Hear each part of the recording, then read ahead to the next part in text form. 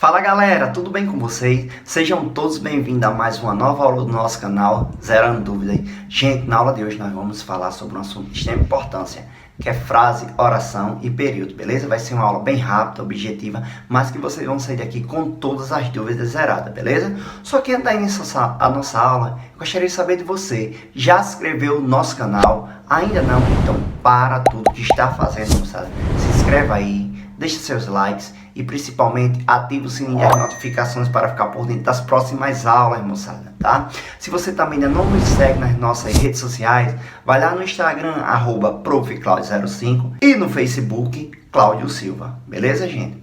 Professor, frase, oração é a mesma coisa? Não, gente, não é, tá? Professor, frase, oração é a mesma coisa? Não, gente, não é. Nós vamos zerar todas as dúvidas agora. Fica aqui comigo. Simbora zerar dúvidas.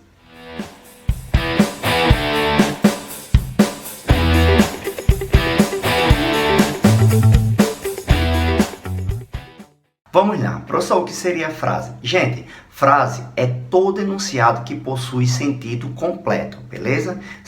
Pode ser representada por uma só palavra, por uma só expressão ou por um conjunto de palavras, beleza? Tendo sentido completo, que esse é o conceito básico de frase.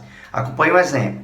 Quando eu digo a palavra pare, automaticamente, apesar de eu só ter uma palavra, essa palavra carrega consigo um sentido completo. Você entende perfeitamente o que eu quero dizer, beleza? É claro que nós também vamos levar em consideração o contexto no qual vou utilizar essa palavra, tá? Outro exemplo, silêncio. Silêncio também é uma frase, tá, gente? Vamos prestar atenção aí. Tem sentido completo, é frase. O terceiro exemplo diz: não gosto de você. Peraí, professor, mas eu aprendi que para ser frase tem que ter sentido e não sabia que tendo um verbo poderia ser frase. Eu pensei que tendo verbo seria oração. Moçada, a frase ela também pode conter verbo. Se ela não conter, como foi o caso dos dois exemplos anteriores que eu dei, pare e silêncio, eu tenho um exemplo de frase nominal, beleza? Nesse outro exemplo, não gosto de você, eu também tenho uma frase que tem sentido completo e eu tenho aí uma frase verbal, haja vista que eu tenho a presença de um verbo, beleza? Tem sentido completo? É frase. Seguindo, gente, nós temos 4 tipos de frases, beleza? A primeira é a frase interrogativa, que obviamente vocês sabem para que serve. Ela é empregada para fazer pergunta, tá? Logo, quando eu falo, é meu tom de voz que vai determinar se aquilo é uma pergunta ou uma afirmação, beleza, gente? No caso, quando eu escrevo, essa indicação é reforçada pelo ponto de interrogação, tá? Como vocês podem acompanhar nesse exemplo, o que aconteceu com você, tá? E também no outro, como choveu ontem à noite. Então aí eu tenho um exemplo de frase interrogativa, beleza? Vamos continuando. Nós também temos as frases declarativas, gente, que ela é empregada para dar uma informação, tá? Uma resposta, tá? Uma informação sobre algo, melhor dizendo, tá? Acompanhe um exemplo. Choveu durante toda a noite. Eu estou dando uma afirmação sobre um fato que ocorreu, tá? Segundo exemplo, o dólar não para de aumentar. Eu também tenho uma afirmação, tá? Uma informação, na verdade, tá? Que está sendo de forma passada de forma objetiva, concisa, tá? E direta para vocês, beleza? Próximo tipo de frase é a exclamativa, tá? Que ela é empregada para expressar algum tipo de sentimento. Esse sentimento pode ser de espanto, tá? De emoção, de alegria, de tristeza e etc. E geralmente vem acompanhada pela exclamação, tá? Como, por exemplo, que horror, tá? Socorro, que geralmente eu uso no momento de agonia, tá? No qual eu peço ajuda. Então aí eu tenho um exemplo de frase exclamativa, que é essa que passa algum sentimento, alguma sensação, beleza?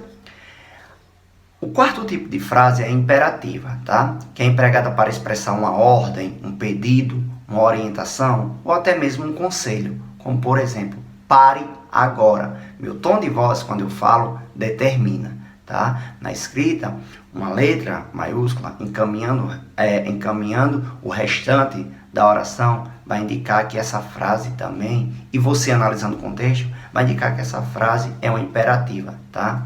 Próximo exemplo, fale mais baixo. Também aí eu tenho um exemplo de frase imperativa. Professor, e na oralidade, quando eu falo que vai determinar se essa frase é imperativa ou se essa frase imperativa está indicando a ordem, um pedido, justamente seu tom de voz, beleza?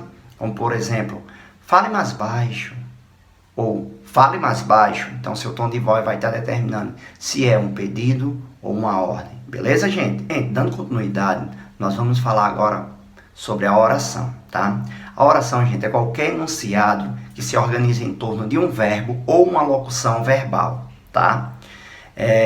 Então, falando na oração, obrigatoriamente para ser oração, eu tenho que ter um verbo, tá? Ou uma locução verbal. Professor, não lembro o que é locução verbal.